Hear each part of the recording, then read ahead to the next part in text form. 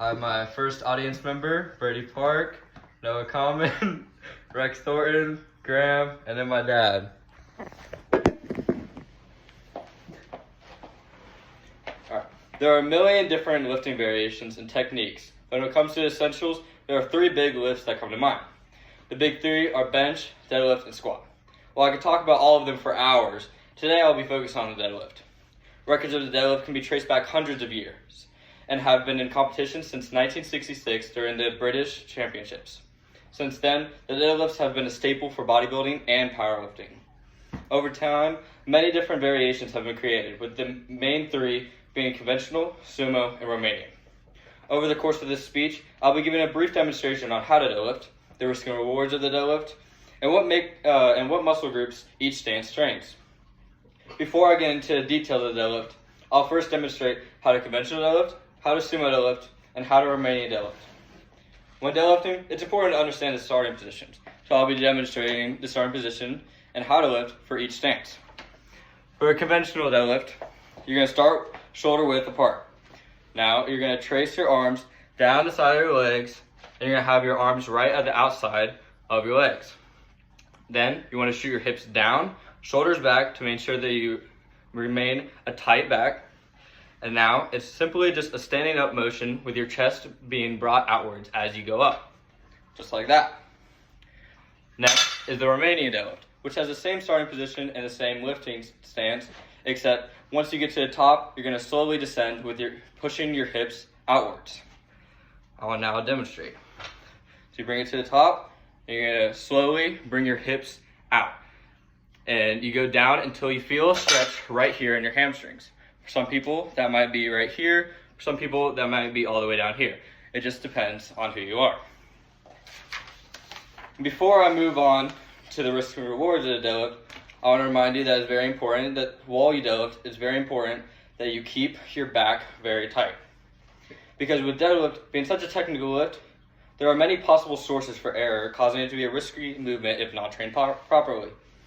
Furthermore, in order to fully utilize the deadlift, one must practice progressive overload.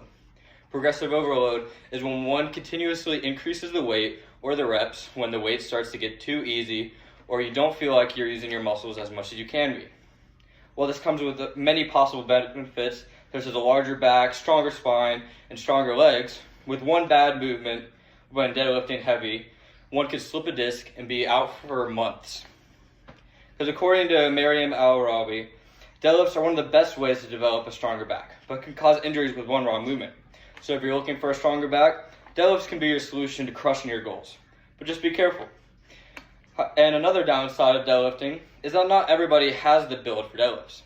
According to Dean Somerset, certified strength and conditioning specialist, some people just don't have the anatomy to do the deadlift without risking injury.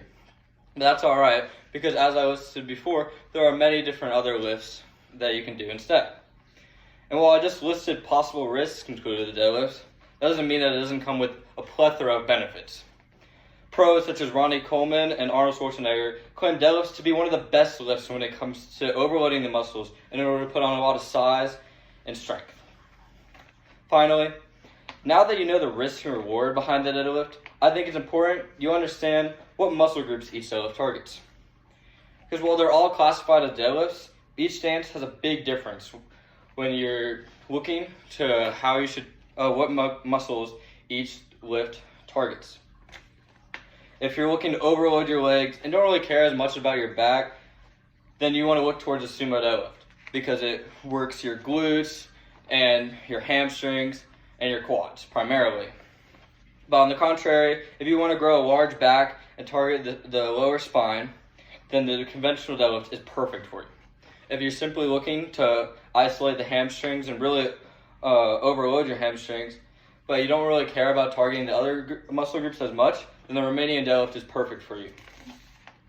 So according to my friend who can deadlift above 545 in both conventional and sumo, to sum it up, the conventional deadlift targets the middle back and spinal erectors, while the sumo deadlift targets the quads, hamstrings, glutes, with a slight focus on the spinal erectors as well. To sum things up, I've demonstrated how to perform each deadlift by example. I have informed you on the risks and rewards of the deadlift.